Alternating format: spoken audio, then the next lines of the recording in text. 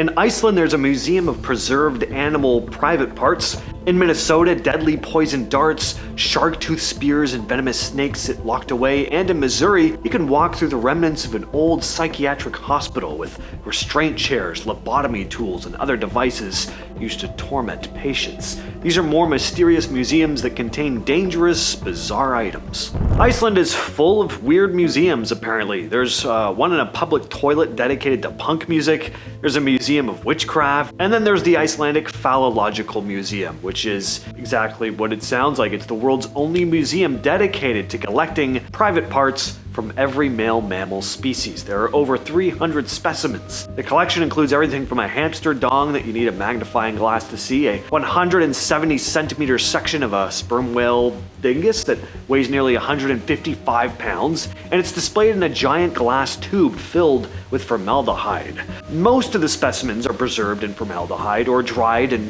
mounted on walls, but formaldehyde is toxic, of course. Prolonged exposure causes respiratory issues, skin irritation, and it's been linked to cancer. The museum has to carefully control temperature and ventilation because if those seals break, you've got toxic fumes filling the building. The founder started the collection in 1974 after friends gave him a bull's junk as a joke, and he spent decades collecting specimens from whales, seals, polar bears, and eventually in 2011, a human donor. The museum gets about 70,000 visitors a year. The Science Museum of Minnesota keeps a lot of its more dangerous items in the back, away from visitors.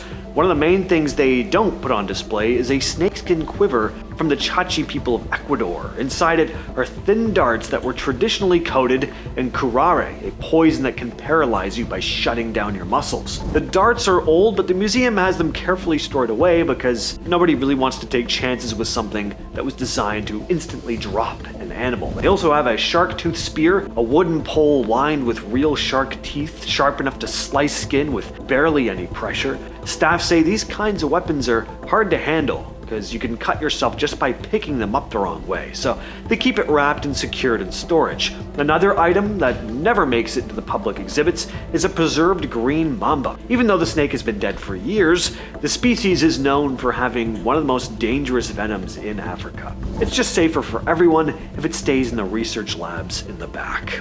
In St. Joseph, Missouri, there's a museum housed in an old mental hospital. It's called the Glore Psychiatric Museum, and it's one of the most disturbing places you can visit. The museum was founded in 1968 by George Glore, who worked at the Missouri State Hospital for over 40 years. He wanted to show people how far mental health treatment had come by displaying all the barbaric stuff that they used in the past. And when I say barbaric, I do mean it. There are full-size replicas of devices like the tranquilizer chair, which strapped patients down so leeches could be applied to their skin. There's the bath of surprise, which involved plunging patients into ice-cold water. A lot of them drowned. There's the lunatic box, a wooden cage barely big enough to stand in. And then there's a giant treadmill where patients were forced to walk for up to 48 hours straight.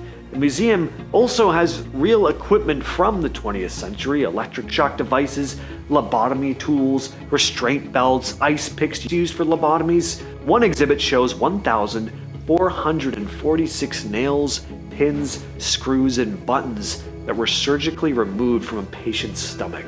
Another shows a TV that a patient stuffed with over 500 handwritten notes because he thought a television would transmit them to God.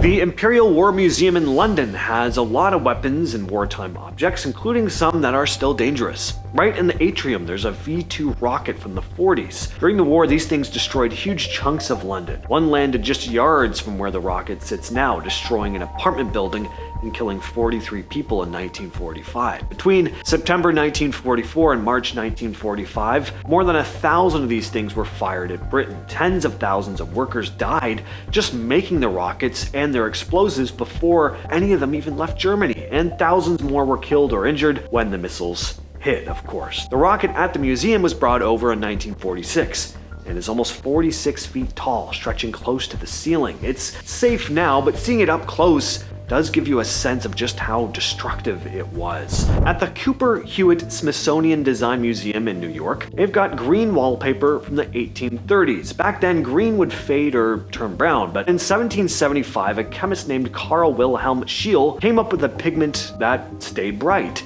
The museum's sample from 1836 used that pigment. Thing is, it's loaded with arsenic. Gregory Herringshaw, the museum's curator for wall coverings, explains that the danger mostly comes from handling it, saying the toxins are released mostly when they're rolled or unrolled or when you're pasting the back, which adds moisture. That moisture sets off chemical reactions that release the arsenic into the air. The wallpaper isn't on display, it's carefully wrapped and stored at consistent humidity. Down in Key West, Florida, there is a Civil War fort that's been turned into a museum, and inside that museum is what many consider the most haunted doll in America. His name is Robert, a seemingly regular-looking stuffed doll made in Germany around 1904. Looks like he came straight out of your grandma's attic, but don't let that fool you. This doll has a reputation that's gotten him featured on every paranormal show you can think of. The story goes that Robert was given to a boy named Gene Otto when he was a kid in Key West. Gene became obsessed with the doll. He'd talk to it for hours, and his parents swore they'd sometimes hear two different voices coming from his room. Neighbors reported seeing Robert move from window to window when the family was out. Furniture would be found overturned in Gene's room, and every time, Gene would say the same thing. Robert did it. After Gene died in 1974, the doll ended up in the attic. The new owners had a younger daughter who claimed Robert tried to attack her multiple times. In 1994, Robert was donated to the Fort East Martello Museum, and to this day, people say that cameras and electronics malfunction around him. Most staff won't go near him alone, and they get letters all the time from people writing to apologize to Robert for disrespecting him, begging him to lift whatever curse he put on them. At University College London, there's a small museum called the Grant Museum of Zoology. It's packed with thousands of preserved specimens, everything from tiny insects to whole animal skeletons, but the real concern isn't what's in the jars, it's what the jars are filled with. Most of these specimens have been sitting in formaldehyde or ethanol for over a century. Formaldehyde, we talked about earlier, it's a known carcinogen, and ethanol, when stored improperly, is highly flammable. The museum's most famous exhibit is a jar containing 18 moles, all crammed together and preserved in industrial methylated spirit, which is 95% ethanol and 5% methanol. Staff have to be extremely careful when handling it. If those old seals break down, well, you'll have toxic fumes leaking into the air. You've also got the Negus collection, which is a bunch of animal heads that were cut in half to show the larynx. Those are preserved in formalin, a mixture of formaldehyde and water. Museums with collections like this have very strict protocols. Staff wear protective gear, they work in ventilated areas, and they use Geiger counters if they think any specimens might be radioactive.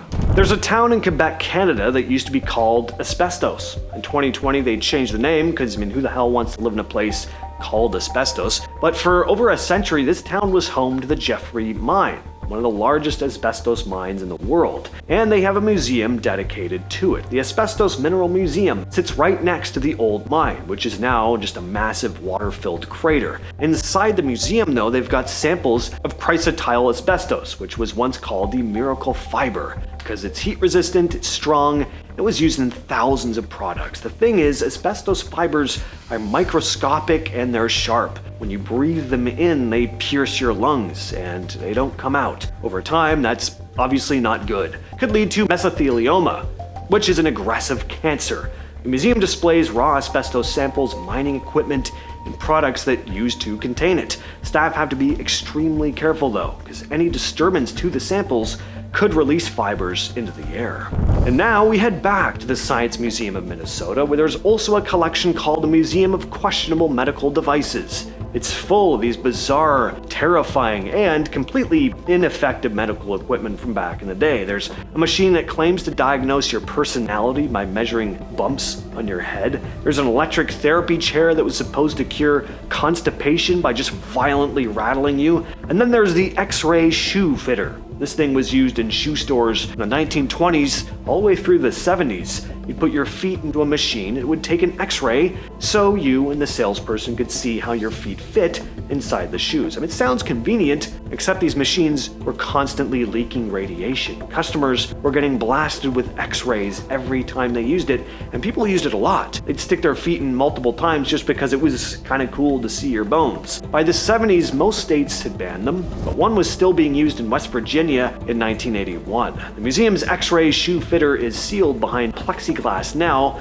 because even decades later, it's still giving off low levels of radiation. In Las Vegas, paranormal investigator Zach Bagans runs a museum full of allegedly haunted and cursed objects. But the crown jewel of the collection is probably the Dybbuk box. It's a small wooden wine cabinet about 12 inches tall, and it's considered by many to be the most haunted object in the world. The story starts in 2003 when a guy named Kevin Manis bought the box at an estate sale in Portland. He claimed it belonged to a Holocaust survivor who said it contained a Dybbuk, which in Jewish folklore is a malicious spirit that possesses people. Inside the box were some strange items: 2 old pennies, locks of hair, a dried rosebud, a small golden goblet, and a granite slab with shalom carved into it. Manis said that as soon as he bought the box home, weird things started to happen. Nightmares, unexplained smells. His mother had a stroke shortly after touching it. He tried to give it away, but nobody wanted it, so he sold it on eBay. The next owner reported their hair falling out, having hives, coughing up blood. Then Jason Haxton, a museum curator, bought it and wrote a whole book about his experiences with the box.